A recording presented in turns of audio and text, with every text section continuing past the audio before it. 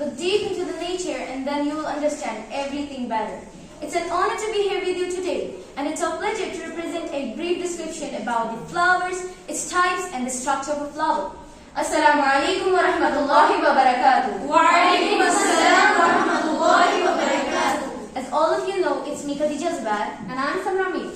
We both are from 7th standard, and once again we have been given a chance to discuss the topics already said by Khadija. First of all, we would like to thank our beloved teacher, Ms. Abdullah, for giving us a chance to represent our ideas and thoughts. So, without wasting any more time, let's begin. Flowers are like the music of the ground, from earth's lips spoken without sound. A flower, sometimes known as a bloom or blossom, is the reproductive part of a flowering plant, also known as an angiosperm. Some flowers are very large and showy, just like rose and tulip, and some are very small and tiny, just like lilac and snapdragon. But regardless of these varieties, all of these flowers have a uniform function: the reproduction of new species through the production of seeds. There are mainly 4 parts that a flower is mainly divided into. 2 are the essential organs and 2 are the accessory organs. The 2 accessory organs are the sepals, which often resemble leaves and are greenish in color, and the petals, which are colorful and showy and often attract pollinating insects around them. These 2 together make up the flower envelope or the perianth. Next, we have the essential organs, in which comes the androecium, which comprises of stamens, each consisting of a supporting plumage and an anther, and the gynoecium, which comprises of pistils, each consisting of ovary, style, and stigma on top. The flowers, consisting of all petals, sepals, stamen, and pistil together, is said to be a complete flower, while the ones lacking one or more of such structure is said to be incomplete. Here, as I will show you, this is a complete flower, and here it's an incomplete flower as it lacks sepals and petals. So, the stamens and pistils are not present together in all the flowers. In the ones they are present together is said to be bisexual, and in the one only one among those 2 is present, it's said to be unisexual. So, I would like to leave the rest on Khadija. Khadija, please continue. So here we will discuss about the bisexual reproduction and unisexual reproduction. These are the 2 types of sexual reproduction as already discussed by Samra. So what does a bisexual reproduction mean? Bisexual reproduction is the production of offspring formed by the union of gametes by 2 different parents. The individuals sharing parenthood are characteristically of different sexes, one male and another female.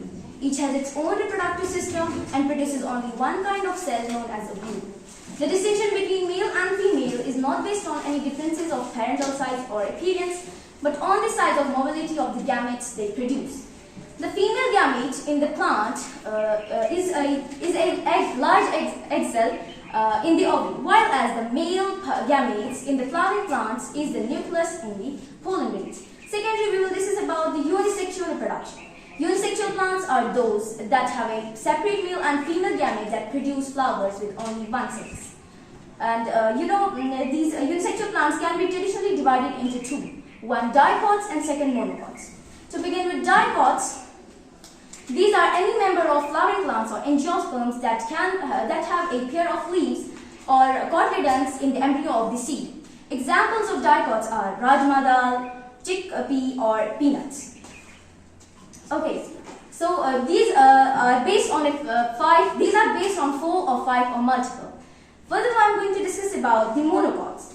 Monocotyledons or monocots in short refer to 1 or 2 flowering plants or angiosperms. Or simply these can be defined by having seeds that contain a single mono or embryonic leaf, which is known as the cotyledon. This includes all the crop staples like corn, etc. But these these produce flowers, but these are not grown yet. Well, at last we would like to show you some bisexual flowers as we have here. Here, as you can see, we have some bisexual flowers. This is a dahlia. Here, as you can see, these are the petals, these are the sepals, and here we have the stamens, etc.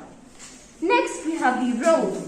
Its scientific name is rosa, and the type of flower, it's also a bisexual flower, and its method of propagation is cutting the stem. Here, as you can see, we have different colors of rose. This is a red rose, this is a pink, and many others. Here, I will show you this. These are the petals, stamens, and here we can see the stamens. Next, we have petunia. Its scientific name is also petunia. It's also a bisexual flower, as I already said before. And method of propagation is cuttings or saplings. Here I will show you. These are the petals, and as you can see, these are the stamens. Now I would like to leave the rest flowers to give the information about the other flowers to Khadija. So this is the geranium. Its scientific name is also geranium. The type of flower, it's also bisexual flower, and the method of propagation used in it is the stem cutting and the root cutting. So this flower can be of different colors like red, pink, white, etc. Moving on, this is a dot flower and the snapdragon. Its scientific name is Anthurium majus, and the type of flower, it's also a bisexual flower, and the method of propagation is seed and cuttings. This is a coronation or dianthus. Its scientific name is also coronation, and the type of flower, it's also a bisexual flower, and the method of propagation is cuttings and seed. So here we also have some unisexual flowers, as Khadija will show you. So these are dicots. They produce flowers, but they are not grown yet. For example, this is a chickpea, and two cotyledons are present here. This is the peanuts. And moving on, these are monocots. Like example, here are corn, and only one cotyledon is present in this. Now the question arises, how can we identify which flower is monocot and which is dicot? Here I have made a diagram which I will show you. As you can see, in monocots there are only 3 petals present, or the multiples of 3. Then we have dicots in which 4 or more than 4 or the submultiples of 4 are present, so now you can identify. At last, we would like to end by quoting that nature is the art of God, so please don't destroy it and treat it humbly. Thank you so much for your patient listening. Have a blooming day ahead.